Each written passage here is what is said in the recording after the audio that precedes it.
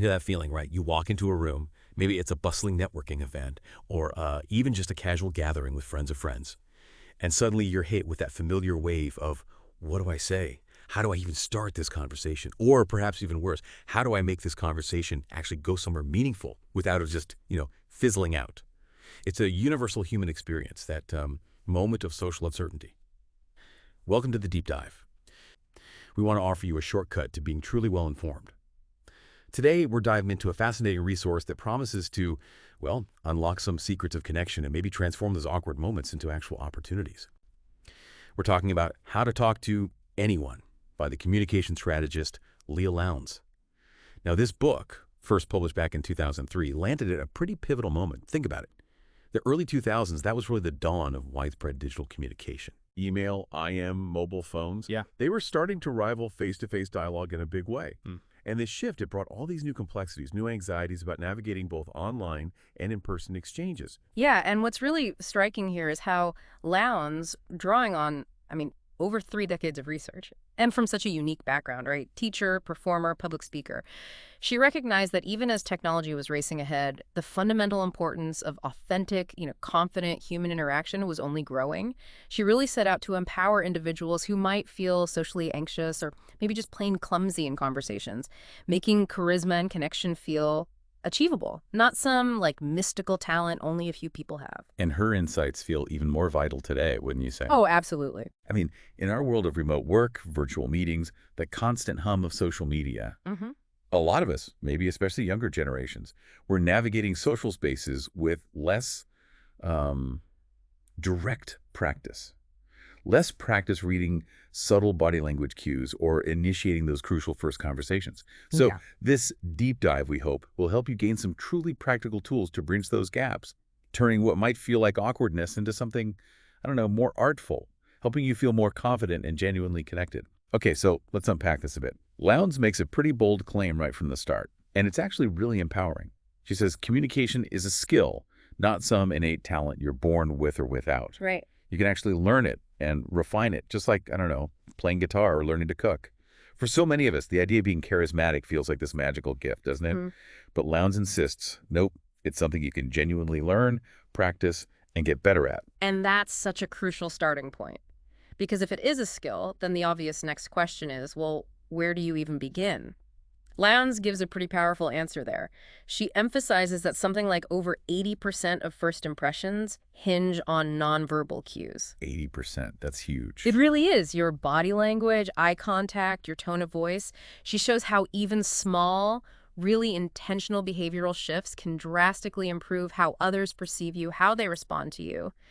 And what's kind of remarkable is she starts before you even say a word. It's about laying the groundwork for connection right away. Right, and she introduces some of these powerful foundational techniques, often with these incredibly memorable kind of quirky names that stick in your head. Like take the flooding smile. This isn't just, flashing an automatic grin at everyone you meet. Yeah. It's about a brief, deliberate pause when you first make eye contact with someone. You take a moment, like a beat, to actually absorb their presence.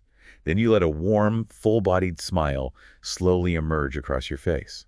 The brilliance of this, it's all psychological, really. That little delay makes the smile feel incredibly personal, sincere. It builds trust almost instantly because it feels like that smile is just for them. It taps into that deep need we all have to feel, uniquely acknowledged. Unlike just a polite, reflexive greeting, this kind of smile signals genuine presence. It communicates, I see you and I'm genuinely pleased to. And it bypasses the conscious mind, right? It taps directly into emotional receptivity, making people instantly more open to you subconsciously. I can totally see how that would shift the energy immediately. And building on that, there's sticky eyes. Ah, yes, sticky eyes. This technique involves maintaining sustained, warm eye contact. You hold it just a moment longer, even after the other person finishes speaking, and then you slowly, gently ease your gaze away. It's such a powerful signal of deep presence, of attentiveness. By holding that eye contact just a beat longer, you make the speaker feel genuinely seen, truly valued. It's like their words actually captivated you. It's a profound way to make someone feel, even for a moment, like they're the only person in the room. Right. It conveys that their input really matters to you. It dramatically enhances their feeling of significance in that interaction. And then there's the big baby pivot. which sounds funny, but It does sound funny. when you're introduced to someone, instead of just like lazily turning your head to acknowledge them, you turn your entire body towards them.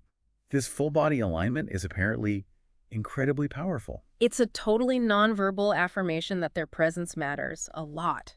This complete physical turn fosters immediate connection. It shows undivided attention even before you've exchanged any words. Your body literally says, I'm fully here for you right now. You have my complete attention. It's like an ancient primal signal of respect and engagement. It makes the other person feel important, attended to, right from the very first second. Okay, those nonverbal cues sound incredibly potent. But I'm curious, for someone listening who might feel a bit self-conscious or maybe even a little, I don't know, manipulative, trying these tricks, how do you bridge that gap? How do you make sure it feels authentic rather than forced? That's a really crucial point and gets to the heart of the dilemma for a lot of people, I think. Lowndes would argue these aren't tricks in a manipulative sense, they're learned skills. The key is practice. Just like, when you first learn a musical instrument, your movements feel clumsy, conscious. Right. But with practice, they become fluid, natural, an extension of your intention. The same applies here. The internal shift is just as important as the external action. You practice these until they feel less like a performance and more like a natural expression of your genuine interest in connecting with others. The goal isn't to trick people, it's to effectively communicate your positive intent and your attention. Okay, that makes perfect sense. So, all right, you've captivated them without saying a word, using these nonverbals. That first impression is powerfully made. But then comes a moment of truth. How do you keep that connection going once you actually open your mouth? Lowndes has some really practical conversational strategies here that definitely made me think. Yeah, and this is where Lowndes really shifts our perspective. It's not just about being interesting yourself. It's about making others feel interesting. And that's the crucial pivot for sustained engagement, for deeper rapport. People rarely remember exactly what you said, but they always remember how you made them feel. So true. These techniques are designed specifically to make others feel valued, heard, and frankly, captivating. Okay, let's look at some of these standout tactics and how you might actually apply them. First up is parroting. Now, this sounds deceptively simple, maybe even a bit odd, but it's incredibly effective. You subtly repeat the last few words or phrases someone says, often turning it into a question. So if someone says, I spent my vacation hiking in Patagonia, you might just respond, hiking in Patagonia. The brilliance of parroting is its simplicity and its power. It immediately confirms you're listening closely, right? Yeah. It signals genuine interest, and it naturally prompts them to elaborate without you having to constantly scramble for new questions. It's a really low-effort, high-impact way to keep the ball rolling. It makes the other person feel heard and encouraged to share more just because you're reflecting their own words back. Okay, another really refreshing insight Lowndes offers is, don't open with, what do you do? Oh, this is a big one. Yeah. She challenges this super common, often kind of transactional cliche head-on. Instead of immediately asking about someone's job title, she suggests alternatives, things like, how do you spend most of your time? Or maybe, what are you excited about lately? And the simple shift in framing, it just invites emotional resonance. It invites richer, more personal storytelling. Think about it. When you ask, what do you do? The conversation often gets very factual, very narrow. Totally. Boxes people in. Exactly. But when you ask, what are you excited about? People light up. They talk about their passions, their hobbies, their latest projects, the stuff that truly energizes them. And that creates energy and connection that goes way beyond just a job title. It opens up pathways to more authentic engagement. I absolutely love that one. It just instantly changes the vibe, doesn't it? And tied to that is compliment the invisible. This means praising things like personality traits, effort, inner qualities, rather than just appearance or superficial achievements. So instead of, that's a nice shirt, you might say something like, you have a really calming energy about you, or, wow, that project must have taken real discipline and vision. The power of complimenting the invisible, it lies in its depth. It communicates a keen perception. It makes praise feel far more authentic, less forced. When you compliment someone's character or their unique way of thinking, maybe their resilience, people feel genuinely appreciated for who they are at their core, not just what they look like or what they own. It cultivates this deeper sense of being truly seen and valued. That's a really powerful idea for fostering genuine connection. But I can imagine some listeners might be thinking, okay, how do you do that without sounding, well, insincere, or maybe even a bit intrusive if you don't know the person very well. It feels like it requires a certain amount of observation. That's a totally valid concern. And it comes back to that idea of genuine curiosity, doesn't it? The key is to genuinely observe. Listen not just to the words, but maybe the emotion behind them, the energy someone brings, or the clear effort they put into something. It's not about fabricating a compliment out of thin air. It's about genuinely noticing something admirable that isn't immediately obvious on the surface, and then finding a way to articulate it. Maybe start small, perhaps with someone you've observed for a little while. Build that muscle of perception. When it comes from a place of genuine observation, it rarely sounds insincere. Okay, that makes perfect sense. And then for those moments when someone does share a really captivating story or insight, Lowndes offers encore. Ah, the encore. Yeah. After someone shares like an amusing anecdote or a fascinating insight, you encourage them to retell it. You use prompts like, oh, you have to tell them about the time you, or could you tell me that amazing story again about... This is such a subtle yet really profound way to show appreciation for their storytelling ability. It validates their experiences. It reinforces their memory as something worth sharing again. It basically elevates their presence in the conversation, making them feel like a valued contributor whose stories aren't just heard, but actually celebrated. It's a really generous act of, like, conversational support. Lowndes really emphasizes that these techniques are designed for, seamless integration into your daily life. You don't have to master them all at once. You can just pick one or two new strategies to practice each day. Like at work, she suggests the business card dossier, which is basically just making quick, discrete notes on a new contact's interests, maybe family details, hobbies, right on their business card or in your phone. It helps you personalize future interactions. So instead of just remembering their job, you remember, oh, right, they mentioned their kids are really into soccer. Big difference. And in social settings, Lowndes suggests using free information from your surroundings as an icebreaker. Instead of struggling for a topic, just comment on something about the venue or a shared experience, maybe a piece of art on the wall. Yeah, easy entry point. Exactly. It's an easy, non-threatening way to initiate conversation. And for more casual encounters where maybe you want to stimulate some follow-up, try the Hansel and Gretel strategy. Leaving breadcrumbs. Pretty much. Uh, Leaving intriguing little bite-sized tidbits about yourself, like a surprising hobby or a recent adventure, to stimulate curiosity and invite others to ask you questions. Makes you easier to approach. So, okay, we've covered the foundational nonverbal cues and some really practical conversational tricks. But Lowndes doesn't just give you a list, does she? She prompts us to think deeper about the actual nature of genuine connection. What does all this mean for being truly authentic when you're consciously using these techniques? That really raises the central question, doesn't it? The line between strategy and sincerity. If we connect this to the bigger picture, while the book absolutely democratizes social success by insisting communication is a learnable skill, it also invites some reflection. Could applying these tricks feel manipulative or inauthentic, especially if they're used without genuine positive intent underneath? One major insight from the book that speaks directly to this, I think, is that small talk is actually a gateway, not a dead end. That's a great reframe. Lowndes completely reframes it. It's not just a superficial exchange, it's an essential social bridge.